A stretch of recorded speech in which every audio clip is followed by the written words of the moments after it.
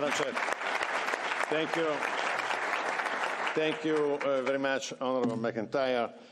Thank you, Madam Rajavi, for the honour of being with you on this side of the table and addressing such a distinguished audience of members of the European Parliament. It has to be really commended and congratulated, the organisation of this meeting, because we are in an historic phase which is rapidly developing, and we see the political environment changing very fast over the two sides of the Atlantic.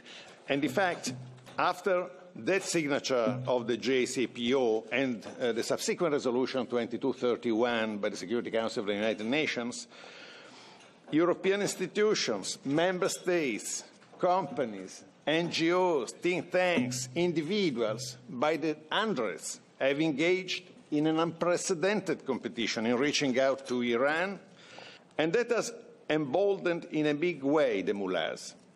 It has reinforced their conviction that Iranian supremacy in the region and repression of all dissent at home is fully acceptable to their European interlocutors.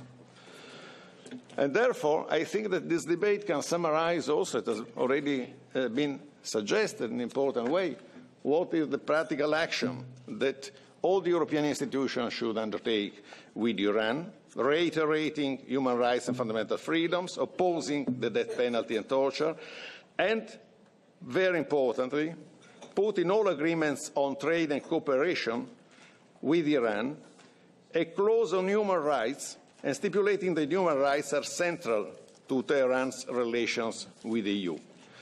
It needs to be underlined the one expressed by the head of the Iranian Judiciary Human Rights Council, Mohammad Javad Larijani, and he said, and I quote, "If the EU wants to establish close contacts with human rights advocates so they can ensure the process of human rights implementation, they should know that the judicial system in Iran will definitely not allow such a nest of corruption to be established in Iran."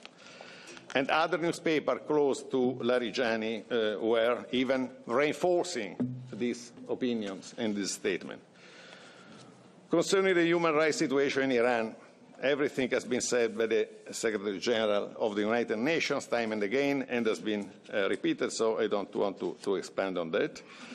But I would like to recall, and the National Council Resistance of Iran's President, Maryam Rajavi, would permit me to quote a couple of sentences, very important in my opinion, that she said just a few days ago on the meeting on November 26 in Paris, when Madame Rajavi said, and I quote, our demand is for the international community to end its policy of giving concessions to the Velayat Faqih regime. Our demand is to end the silence and inaction of the crimes of the Iranian regime in Iran and throughout the region. What we seek instead is the respect for the Iranian people's quest for freedom, the justice-seeking movement for massacred political victims, justice for the victims of the 1988 massacre in Iran. Thank you.